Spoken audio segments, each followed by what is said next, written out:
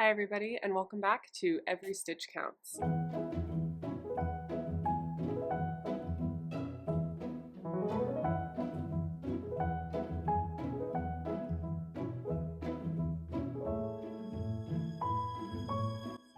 My name is Charlotte, and on this channel I like to talk about just what I've been making. Mostly it involves knitting and just what I've generally been getting myself up to in the crafty world. I'm based out of Seattle, Washington, and I live in the city with my Australian Shepherd lady.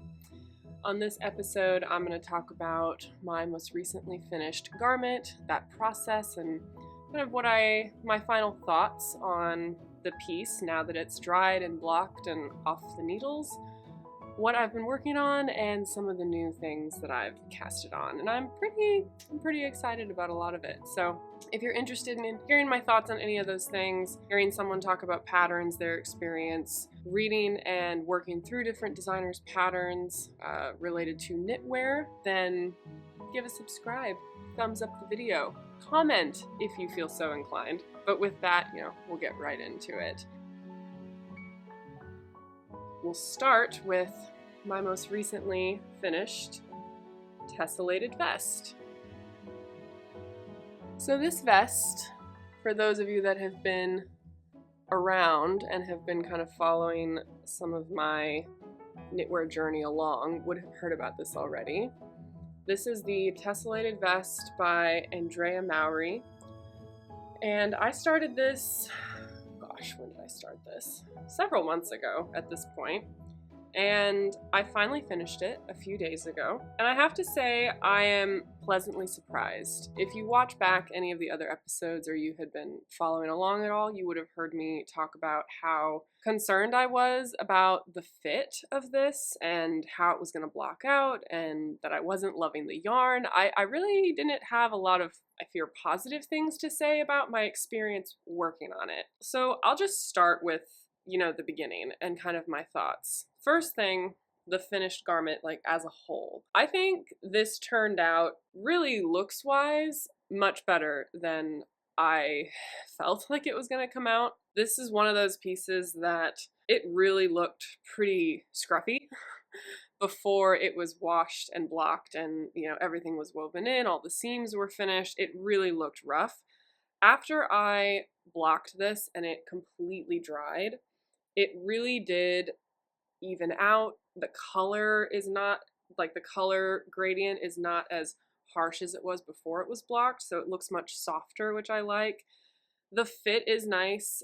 This fits me well. It doesn't have a whole lot of intense shaping to it, so I think, I'm pretty straight. I don't have a ton of shape, and this fits me well. I don't know what people's experiences have been like who have knit maybe some of the bigger sizes, if this has ended up fitting fine as written, or if you needed to do intense modifications.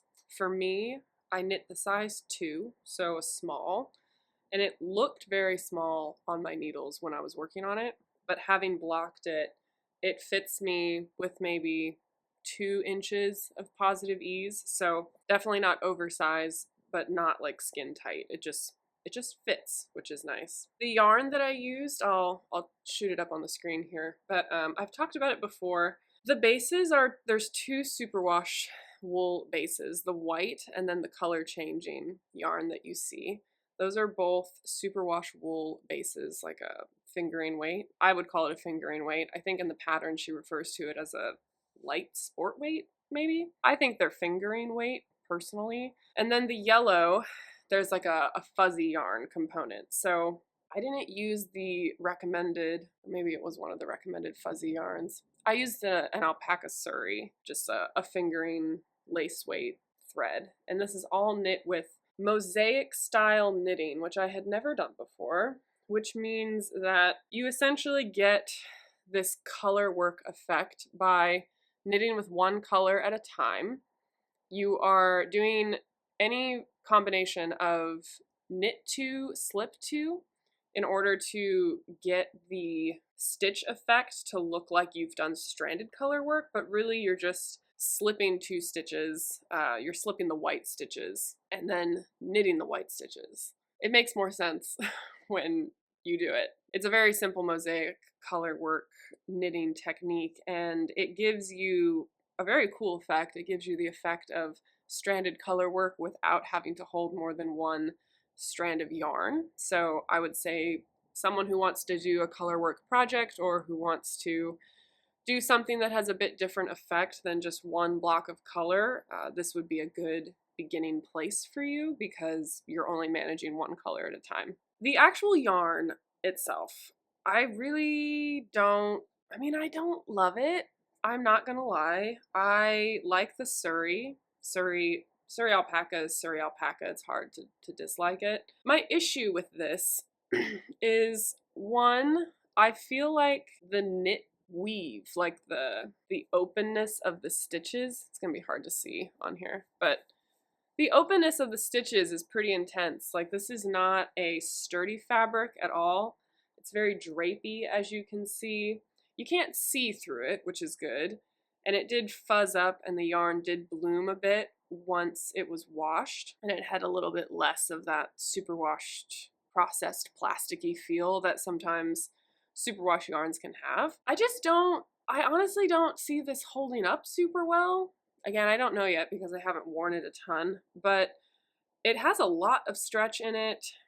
The collar feels kind of flimsy. I just don't have high hopes that the yarn itself will hold up a lot. With it being such an open weave and having it be superwash, which inherently doesn't felt as much as maybe a less processed wool, I can see this getting caught on things just purely because of the stitch and how the stitches are put together. Yeah, so the finished fabric is so-so for me.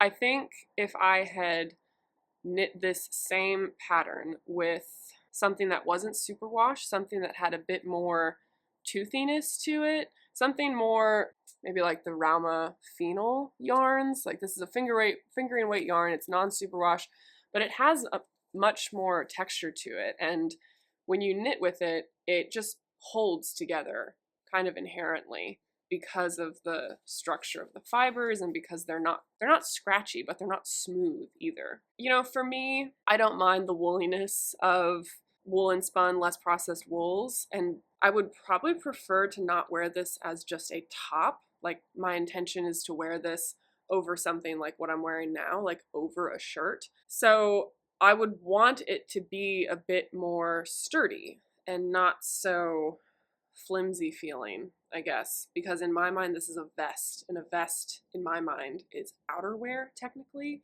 I want this to be an outerwear piece, and this feels like a tank top. The color changing yarn, as I've said before, as most people know probably, the color changing yarn in this, it's hard to see on camera, but the yarn that gives this gradient, it's one of the contrast colors up against the white. It's a spin cycle yarn, and don't come at me.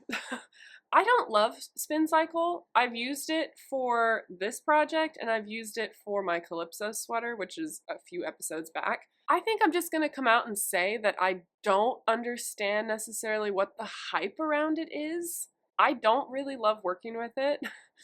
I don't love the fact that I feel like I am constantly wanting to and kind of needing to color manage the shifting colors. And I don't love how, when I look at this project, there's certain sections of color that I objectively love way more than the other sections.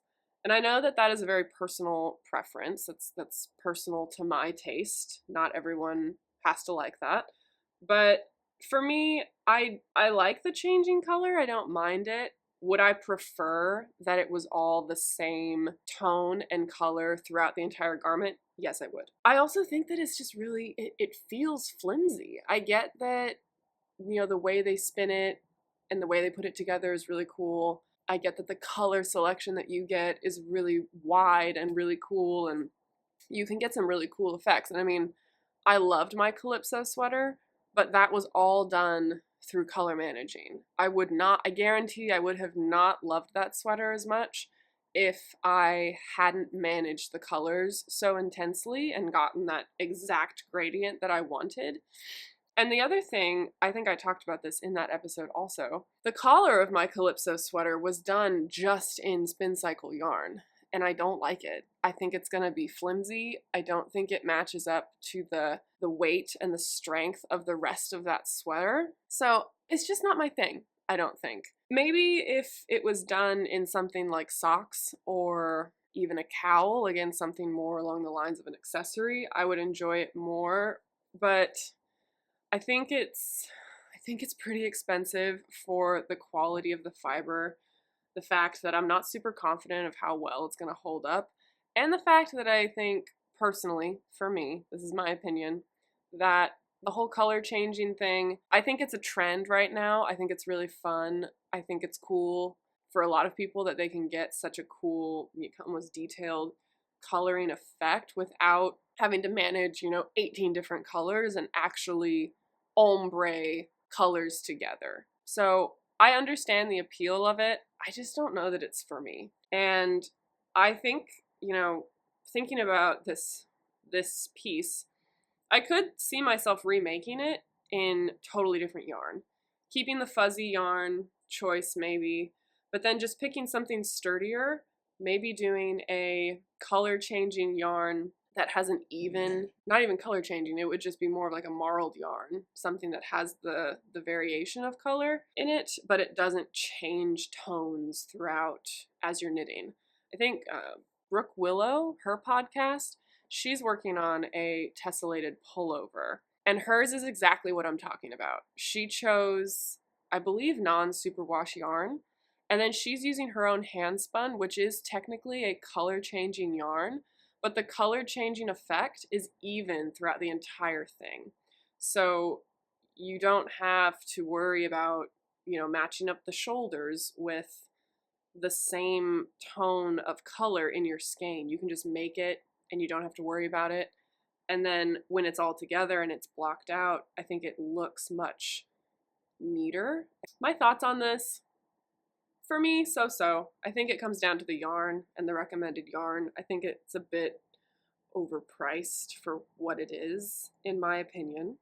And I think that for me, I would just be happier with this if it was made in something that was a bit sturdier. The other thing that made this a little bit difficult and frustrating to get through when I was working on it was because the yarn is so slick.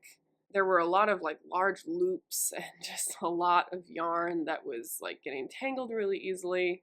And I didn't find it super enjoyable to hold in my hand, like to physically work on it, because it was, the way I hold my thread and the way I hold my needles, it's like it wasn't working. I had to almost do this whole thing in English throwing style, which I wouldn't have had to do, I don't think, if it was in a toothier, stickier yarn, because the tension in my hand would have added up. It would have been okay. So those are my thoughts on this. I think the fit came out surprisingly good. I think the overall effect and the overall look is cool, and I do like it. I think the colors I chose were about as good as I could have hoped they could have been. I just have my personal opinion on the yarn and maybe how I would do it differently if I was to do it again. But those are my thoughts on the tessellated vest. So let me know what you think, and if you've made it, if you've had any of those similar experiences, because I'm always curious what people's other experiences have been like. That is my only finished object. I have lots of things started. I am not going to talk about my Ingrid Slipover because I still have not done anything on it. I was trying to desperately finish this vest, and then I wanted to get a handful of other things casted on before the holiday season. The first thing I'll talk about is what I've gotten the most progress on, and that is my Talvinen sweater. I've completed one whole sleeve and this is still just chugging along really nicely. I love this sweater. I've tried it on. If you follow me on Instagram, you would have seen the midway try on. I have done the sleeves almost totally straight on this. I've only decreased 3 times, as you can see. Personal preference, again, I like a little bit boxier sleeve, but I like a tiny bit of shaping. For the cuff, I honestly don't even think I read the pattern of how she wanted you to cast it off. I typically like to go for a Italian bind off, so it has that nice rolled edge. But as you can see, probably with this rustic yarn and with the color of it and the little, I guess, gradient within it, doing just a normal cast on where you knit 2 stitches, you slip the first stitch over the second stitch, it's the easiest and fastest way to cast on. And with this sweater, you can't even see it. Like, I can't even tell. And I think that a tubular bind off would have probably been a waste of time. Like, maybe if I really wanted it to look nice. But the nature of this sweater, it's like scratchy and stiff and outdoorsy. Like, this doesn't need a really fancy edge. No one's going to even notice. I'm not even going to notice. I did have some issues, as some of you probably remember, with this. I had to re-knit the entire yoke.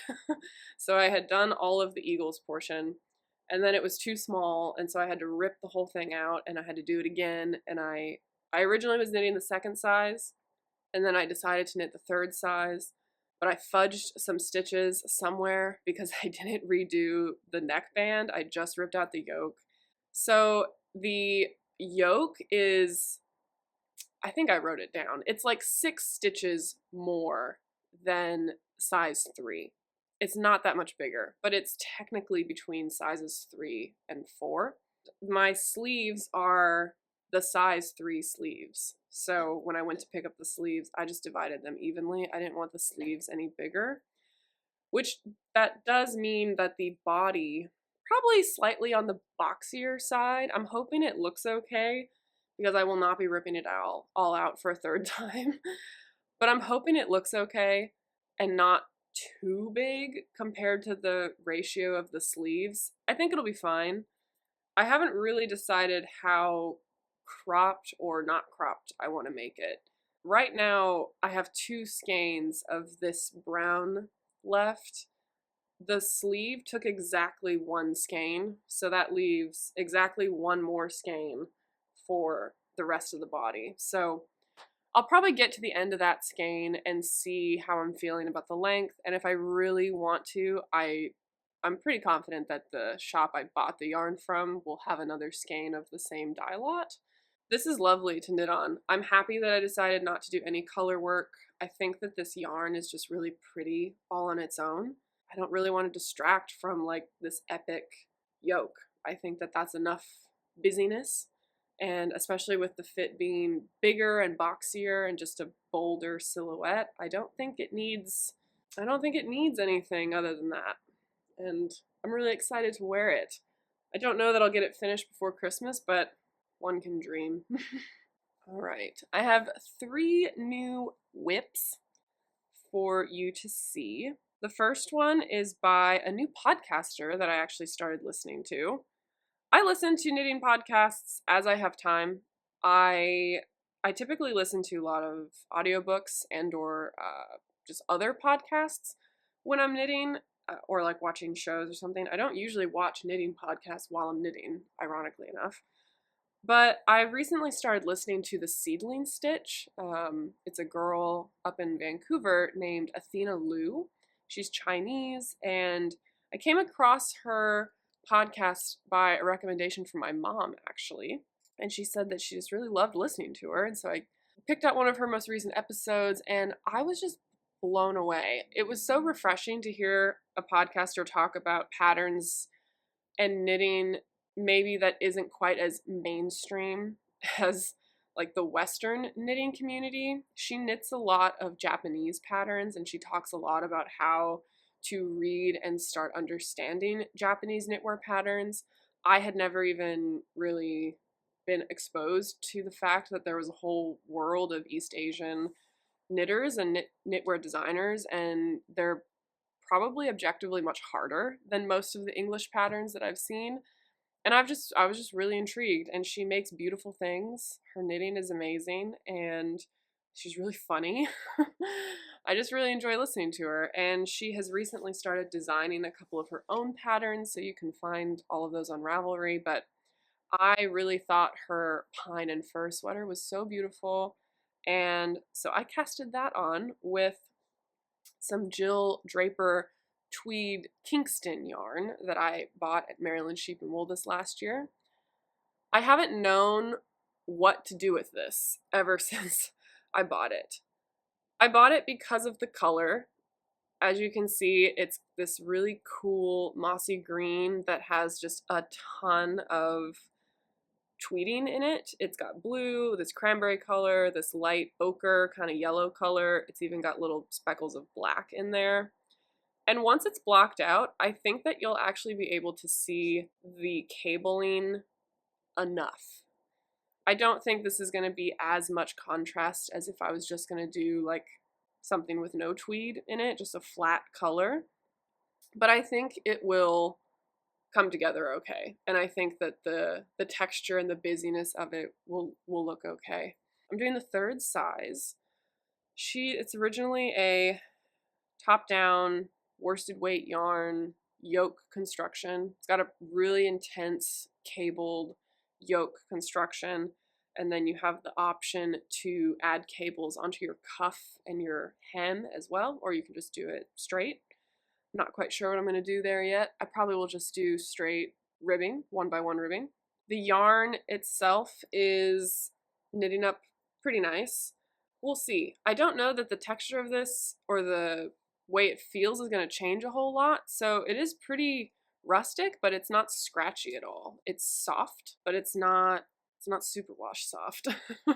It's got like a lot of texture to it, and it actually sticks to itself quite a bit, so it does wear on my hands a little bit. I did this in an evening, and by the end my hands were kind of killing me. So we'll see how it progresses, but I think it's going to be really pretty. I think it'll be really pretty as an outerwear sweater piece, and I think it'll go with a lot because it's got so much variation in it. I don't think I have anything else to say about this. I love cables. I could knit cables all day. I think they're so much fun, and this sweater pretty much has all cables that I've never done before, so I'm excited to get through this and to knit her pattern because I think it's written really well. It's really clear and easy to understand, and it looks great on her, so cheers to that. The next two I have are not garments. They are, I guess, shawls or like bandana-y things. They're accessories. So the first one is with the Les Petites Lambs wool and some of the Birdie Surrey alpaca yarn from the Lamb Kid. Some of you will remember me talking about these. I originally was going to do a shawl with these with my mom because she's knitting the same one. We got the same yarns but just different colors. So I originally was going to do, I forget what it's called, the shawl that I think it's just a free pattern by the Lamb Kid. And I was looking at it and I just wasn't feeling inspired by it anymore. And so I decided to consult my 52 weeks of shawls book because I had been wanting to make something in this book for a while, and I decided to go with I believe it's Windy Fields scarf. I'll just show you the picture. This is her. I haven't gotten very far, and it did take some brain power. I'm really lazy when it comes to accessories because it's kind of like low investment. They don't take that long, and it's easy to tell pretty quickly if it's not going well, so you can just start over if it's really not going well. But originally this pattern was knit in like a lace weight yarn. These two held together are definitely DK / worsted. I would probably say, comfortably DK. So I knew it was going to have to be a lot bigger. The stitches in the book looked very open, and I wanted to keep that effect. I knew, and originally the book said to cast on 175 stitches, which I knew would be way too long. So all I did was look at the chart for the lacy bit and see what that repeat was. It was a 20 stitch repeat, and so I just decreased 20 stitches. I just decreased the cast on amount in groups of 20 stitches. So I think I started with trying and looking at what 135 stitches would look like. I did a couple rows and then I stretched it out and it still looked way too long. So then I ripped it out and I cast on 115 stitches. And it's probably still going to be a bit bigger than the intended width of the pattern. I think it'll be fine. And I don't mind if it's a little bit bigger. If anything, I probably would have preferred it to be a little bit wider anyway. And I'm just gonna work on this and make it as long as I want until I run out of yarn. I have about almost 900 yards, so quite a bit. I have a feeling I probably won't use all of it, but we shall see. This will be really nice, mindless, but still fun and engaging, I think, because of the lace pattern. And I'm excited. I don't usually make stuff like this, but I'm excited to have, you know, an accessory in this color. It's got a really pretty gradient, kind of marling effect going on with the Surrey and the lamb's wool. And these are like totally my colors. If you can identify a theme at all, you win. I like yellow. I like cream and I like mustard yellow things. All right, and then last but not least, I like to have, as you can probably tell, kind of mindless accessories or just mindless projects that I can have going at the same time as I have more complicated projects going. So I had some of this Juniper Moon stuff left from a hat that I did a long time ago, and this is the Moonshine. Yeah, Moonshine, Peruvian Highland wool and silk and alpaca from Juniper Moon Farm. This is originally like 100 and some yards, or it's 100 grams skein, and I have about 80 grams left, and so I have quite a bit of this left. Also, by listening to Athena from Seedling Stitch, copied her Alex scarf hack. I don't know if that's unkosher, but she never read the Alex scarf pattern. She just kind of figured it out, and she felt so inclined to share it with the world. So I am borrowing her pattern that she posted on her Instagram, and I am just making a little scarf similar to the one that I'm wearing, but it'll just be 2x2 rib. Super nice, pretty self-explanatory. Not a lot to say. This yarn is crazy soft, and from what I remember, I don't think it's like $1 million. It's probably in the $20–25 a skein range, which for having alpaca, silk, and wool in it, I think is pretty good. And I really love the color, and I love how it feels. I think it's gonna be great. Let's see. I almost forgot to mention what I was wearing. This is my recently finished Sophie Scarf in 100% Angora, handspun, undyed fiber. I am like pleasantly surprised at how cute this is and how much I enjoy wearing it. It's actually really warm. Like, if I had a coat on over top of this, my neck would be totally fine. I don't think I would need or want any more outerwear around my neck and my face. Like, this is really warm, but it's fuzzing up really nicely, and yeah, nothing bad to say about it. So that's all I've got for you this time. I love doing these podcasts. There's a lot happening over the next couple of weeks, so I'm happy that I got the opportunity to sit down and do a little update before I jet out of town. But some of you might be interested in this. I am going to visit my grandparents and my extended family with my sister and my parents over the holidays for my grandpa's 100th birthday. 100. He is going to be 100 years old, and we're gonna drive 2 days to go see them, and then we're gonna be there for 2 days, and then we're gonna drive 2 days back, and we're gonna get back to Washington on Christmas Eve. So very busy, trying to get lots of things wrapped up around here, trying to get work wrapped up decently well before we go and make that trip.